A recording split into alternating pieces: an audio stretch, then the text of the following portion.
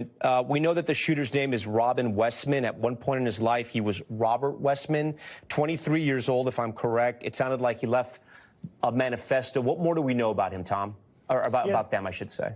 Yeah, sure, Tom. So we've gone through a whole host of videos that were left behind online, as well as what he said. So the videos show a series of diaries, a series of writings, and he flips through them much the way if I were to show you a book and flip through it right now as you and I are talking. And some of it is not written in English. It's written in an Eastern European language, still trying to comb through that. There is a handwritten sketch, a diagram of a church. Not clear if it's this particular church that is included in there. There are many violent things that he whispers under his breath as he's going through there. The bottom line, the themes of this in that manifesto that was referenced there by Chief O'Hara is suicidal thoughts, an apology to his family, extremely violent thoughts all throughout all of the writings and everything that we've seen.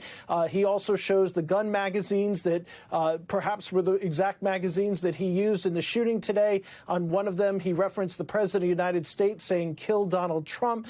There's other political references in there. So this is somebody who espoused a whole host of views, none of which neatly fit into any sort of box that's out there, but it is certainly incredibly violent. The FBI Director, Kash Patel, putting out a statement on social media tonight saying this is going to be investigated as a potential act of domestic terrorism and as a hate crime. Of course, with this individual being deceased, that pretty much ends that portion of the investigation. Right now, they would just try to see if anybody had helped him at any certain point. But as the chief alluded to here, they're not looking for anybody else at this stage.